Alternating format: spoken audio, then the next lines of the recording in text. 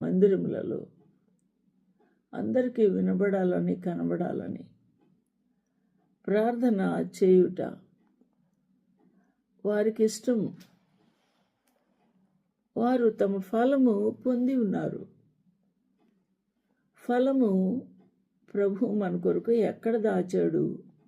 పరలోకమందున్న మీ తండ్రి మీకు ఫలమిచ్చును, ప్రతిఫలమిచ్చును అని వ్రాయబడి ఉంది. కానీ ఈ విధంగా ప్రార్థన చేసిన వారు ఆల్రెడీ ఫలము పొంది ఉన్నారు అని వ్రాయబడి ఉంది. అంటే ఏంటి? పరలోకమందు ఇవ్వవలసిన ఆ ఫలమును కోల్పోయి ఉన్నారు అని అర్థం. కాబట్టి ప్రార్థన చేయనప్పుడు వేషధారుల వలె అందరికీ వినబడాలి, కనబడాలని అందరూ మనం చేస్తున్న ఆ యొక్క ప్రార్థన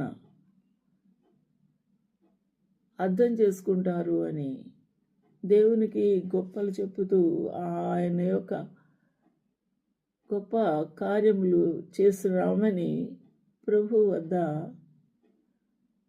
మెప్పు పొందుటకై చేస్తున్న ప్రార్థన, ఈ ప్రార్థనలో ప్రభు ఇష్టపడడు. ఆయన వారికి పరలోక ఫలము ఇవ్వడు. వారు ఆల్రెడీ ఫలము పొంది ఉన్నారు అని ప్రభు సెలవిచ్చుచూ ఉన్నాడు. అందువల్ల ఈ విషయంలో జాగ్రత్త పడమని, వేషధారుల వలె ఉండవద్దు అని, మనుషులకు కనబడవలనని ప్రార్థన చేయవద్దు అని, సమాజ మందిరముల్లో బహిరంగంగా గొప్పలు చెప్పుకుంటూ ప్రార్థన చేయవద్దు అని, వీధి మూలలలో నిలిచి ప్రార్థన చేయవద్దు అని, నీతి కార్యములను వివరించుకుంటూ దేవునికి చెప్పవద్దు అని మనకు ఈ వాక్య భాగములు తెలియజేస్తూ ఉన్నాయి.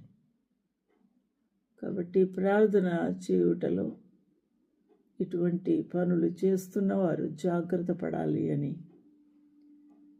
వేషధారుల జాబితాలోకి వెళ్లకుండా, ప్రభు ఇష్టపడేవారిగా ఉండకుండా జాగ్రత్త పడాలని మనతో ప్రభు మాట్లాడుతూ ఉన్నాడు. జాగ్రత్త పడదాము, సరి చేసుకుందాము. ప్రభు మనకు సహాయం చేయనుగాక. ఆమేన్.